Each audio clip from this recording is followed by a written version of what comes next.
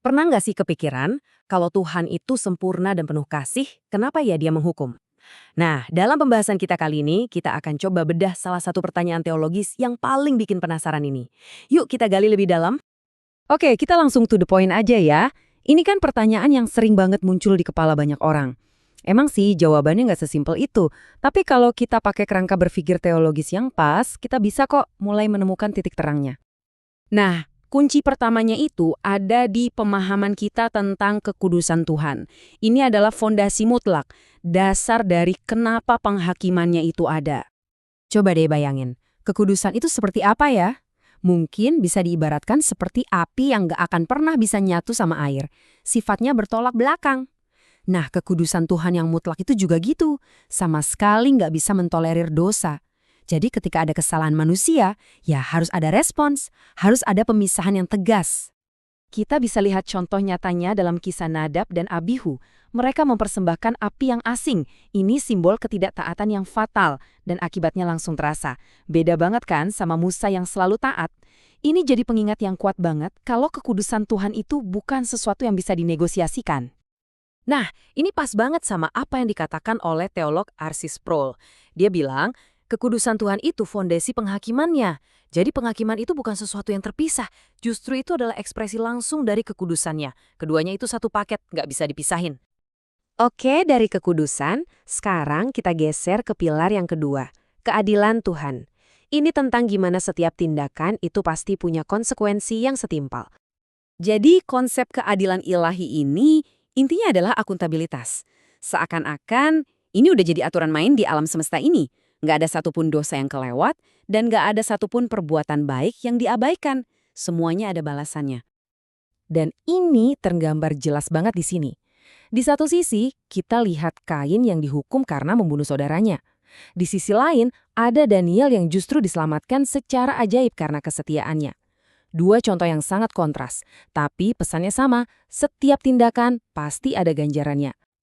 Dan yang perlu kita catat, menurut John Murray, keadilan ilahi itu juga soal penegakan hukum moral. Artinya gini, dosa yang kita lakukan ke orang lain, itu pada dasarnya juga dosa kepada Tuhan.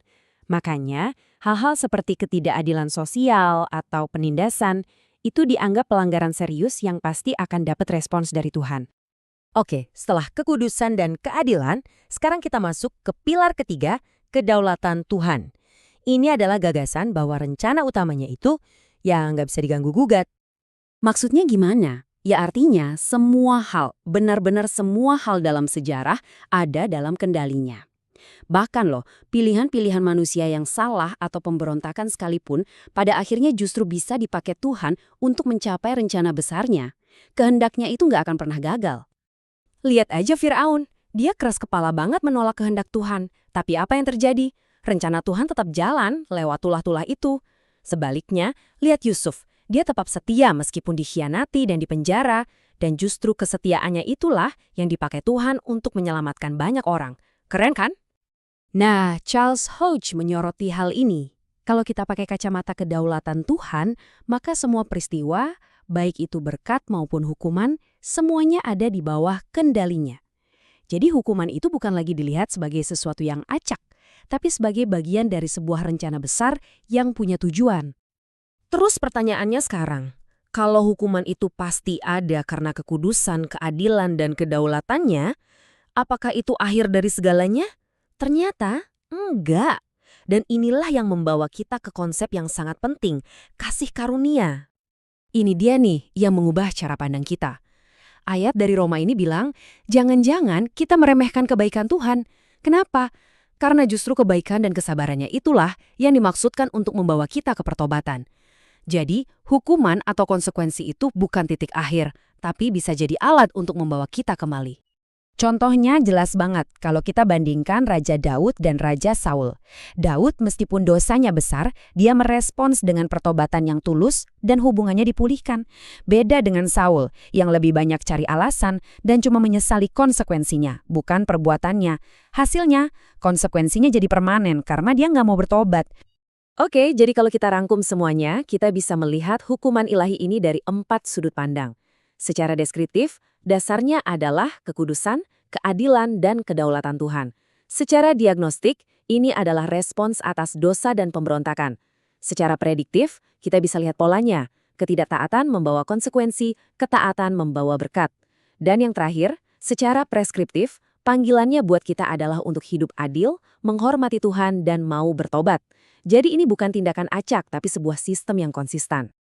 Jadi kita kembali ke pertanyaan awal. Apakah hukuman itu akhir dari cerita atau justru awal dari pemulihan?